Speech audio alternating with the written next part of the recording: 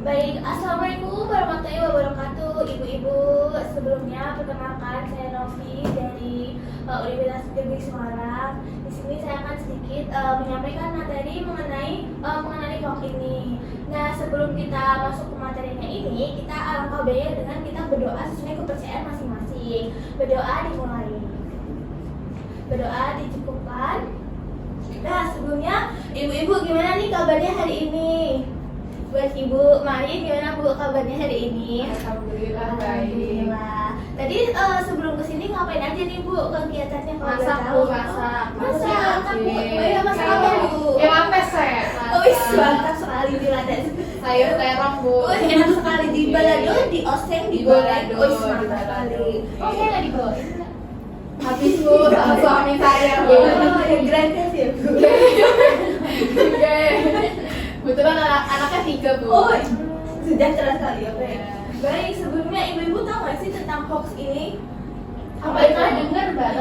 Iya, misalnya kayak ibu-ibu nih sering dapat informasi dari Facebook, terus yang dari informasi entah dari teman WhatsApp ke grup WhatsApp lainnya. Nah, itu tuh salah satu hoax, contoh hoax sendiri. Nah, jadi langsung aja. Nah, apa sih hoax? Apa itu hoax? Jadi hoax itu hoax itu merupakan informasi palsu atau tidak benar yang disebarkan dengan cara sengaja untuk menyesatkan orang lain. Nah, biasanya tuh dapat berupa memakai foto lama, dengan judul yang berlebihan, dengan sumber-sumber yang tidak jelas. Terus serta tidak dapat diverifikasi kebenarannya. Jadi kita nggak tahu nih ibu-ibu ini dapat info dari mana, tiba-tiba udah dikirim aja. Nah, itu tuh salah satu contoh dari hoax. Nah, kemudian dari dampak hoax sendiri ini tuh yang pertama bisa menyebabkan kepanikan atau kesalahpahaman karena kan kita nggak tahu juga kan ya itu dapat berita dari mana, jadi kita saling salah kesalahan gitu. Terus yang kedua bisa memicu kerusuhan dan merusak nama baik kan. Apalagi kita kan nggak tahu nih berita-berita ini dapat dari mana, jadi kita bisa memicu nih kegaduhan antara individu satu dengan individu lain. Terus adanya konsekuensi hukum jika menyebarkan hoax ini, itu tuh ada di undang-undang yang sudah tertera. Kemudian jenis-jenis penipuan online. Yang pertama ini ada phishing atau pencurian data pribadi atau OTP. Ibu-ibu biasanya sering dapat nih tiba-tiba SMS dari kode-kode gak jelas, itu pasti mendapatkan ya. Nah, terus seperti juga belanja online palsu dan investasi bodong. Nah, bagi ibu-ibu yang sering belanja online nih, nah sekarang sering kayak gak tahu nih ini tuh asli atau palsu. Ya itu tahu dari mana asli atau palsu ya Ibu? Nah, ibu bisa lihat nih asli atau palsu mulai dari review-reviewnya yang udah ada yang tertera seperti itu. Atau bisa ibu-ibu untuk masuk lagi bisa chat ownernya atau yang bersangkutan, chat yang bersangkutan seperti itu. Terus kemudian saya ini ada pinjol dan link-link yang mencurigakan. Ibu-ibu kasih dapat nih misal kayak tiba-tiba dapat surat undangan yang nikahan tapi kitanya nggak kenal. Oh iya. Itu Ibu bisa sering banget gitu ya Bu. Sampai HP-nya Mana saya pernah buka kayak gitu. Oh iya, nah itu tuh salah satu contoh link yang mencurigakan seperti itu. Nah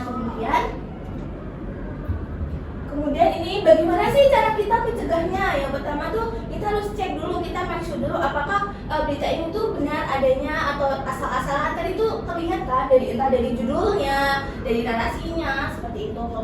Kemudian nih jangan asal klik yang mencurigakan, link yang mencurigakan. Apalagi ibu-ibu sering mendapat nih link yang mencurigakan kan. Sama tahu bagi ibu kan penting itu asal pencet aja seperti itu kan. Nah terus bisa lindungi data pribadi Anda atau bisa laporkan ke patroli cyber ID. Nah misal ibu-ibu dapat info yang sekiranya mencurigakan nih, nah bisa dilaporkan ke patroli cyber ID seperti itu. Nah yang terakhir ini enggak sih, yang ini tuh bahayanya. Jadi bahayanya apa sih dari hoax ini? Nah ini bisa berdampak buruk dari penyebarannya, seperti mempengaruhi kayak pendapatnya ibu-ibu nih. Misal ibu-ibu dapat informasi ini ternyata yang benar seperti ini, seperti itu. Terus kita bisa menciptakan nih kepanikan kayak kegaduhan kayak emang iya berita seperti itu kan, atau bisa merusak reputasi seseorang, bisa ibu dapat info ini ternyata infonya palsu kan, bisa kayak mencoreng nama baik kan.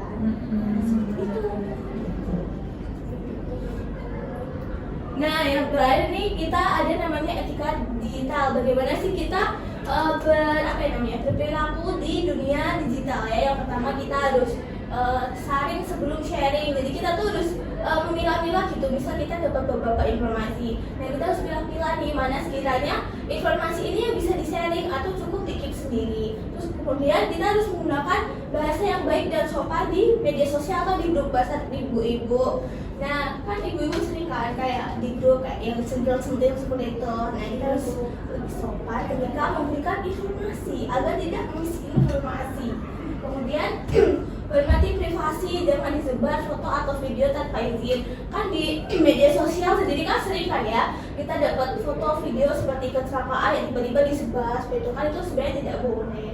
Itu salah satu contohnya. Nah, mungkin itu beberapa materi dari saya. Apakah dari ibu-ibu nih sebelumnya ada pertanyaan nih atau masih bingung kayak ini tuh masih masuk salah satu contoh hoax atau tidak ya, seperti itu.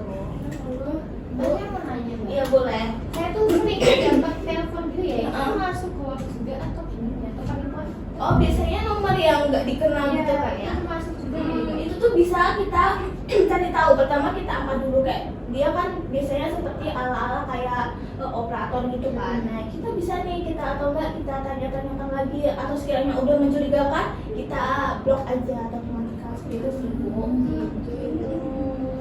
Seperti itu. Ada lagi Bu yang mau dipertanyakan nih atau masih bingung seperti itu? Terus kan marah banyak apa ya sekarang kan ini ya eranya AI Iya, yang benar. bisa buat video AI. Iya. Nah kayak gitu kan pasti bisa berhubungan sama hoax Iya, itu. betul. Gimana sih kita bisa bedain mana video asli sama video Nah. AI itu? Nah, itu sebenarnya gampang ya Bu. Kalau video AI itu mesti ada yang ketidaksempurnaannya ya kan, mesti terlihat gitu kayak video AI itu biasa. Ini nyangkut gitu. Kan bisa dikerap ya videonya ya.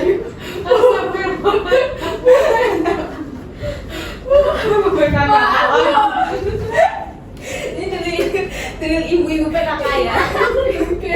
Oke, maaf Bu.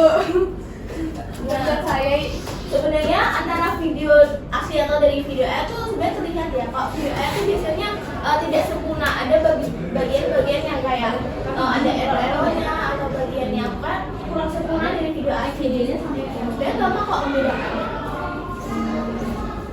Saya kemarin lihat Soekarno ngomong ya Bu.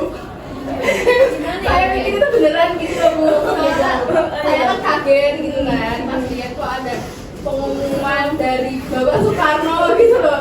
Jadi saya pikir ini asli apa gimana gitu, saya tanya ke anak saya bilang nggak tahu tuh katanya gitu. Itu kemungkinan nggak ada. Iya, itu kemungkinan besar AI juga ya. Kembali sekarang makin canggih ya, bisa orang meninggal juga ngomong. Ya, bisa. Untuk mencari tadi patroli siber itu gimana Bu? Oh, ibu bisa Bisa dicontohkan nggak? Pak? Oke. Saya ada mudeng di Safari soalnya. Iya, baik. Nah, untuk ke patroli siber Nah, ini, itu dia. ibu-ibu bisa ke internet langsung, bisa kalau dari yang Safari bisa ke Safari langsung atau ke Google ya. Ini contohnya ini saya membuka Google langsung aja patroli siber Emang itu Google ya Mbak? Contoh saja ibu. Oh, iya. Google saya nggak gitu ya Mbak. Ini kan ada di laptop. Oh. Mungkin ibu-ibu bisa mencoba langsung di HP-nya masing-masing. Coba Mbak. Ini. Google Bu, patroli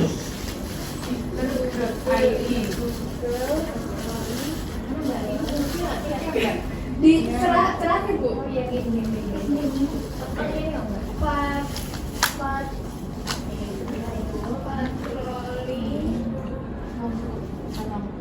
Siber.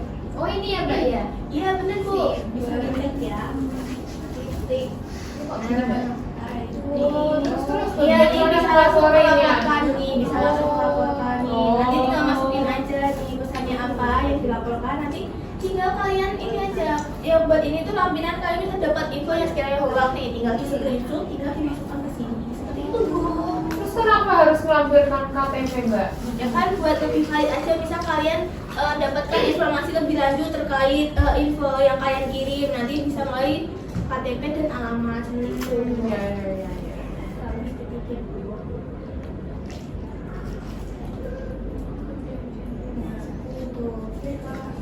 Jadi ibu-ibu masih ada yang ingin dipertanyakan lagi atau cukup? Cukup. Nah, karena kita udah di penghujung kegiatan kita hari ini, mungkin dari saya sedikit bertanya nih. Mungkin dari ibu-ibu setelah mendapatkan materi, setelah kita berdiskusi juga, apa sih yang ibu sekalian ini dapatkan? Bisa lapor ke situ. Iya, Sebelumnya saya nggak tahu kalau ada kayak gini gitu. Iya. Terus selain itu apa lagi Bu? Selain kita bisa melaporkan itu? Ya juga tahu ya Mbak ya. Jadi kan saya nanya ya. Iya. Telepon gitu ternyata masuk ya. Iya. Baik. Mungkin cukup dari saya. Semoga materi atau kegiatan hari ini tuh bisa bermanfaat buat ibu-ibu. Semoga ibu-ibu bisa lebih aware lagi terkait informasi-informasi yang diberikan. Seperti itu. Dari saya sekian, terima kasih. Wassalamualaikum warahmatullahi wabarakatuh. Waalaikumsalam.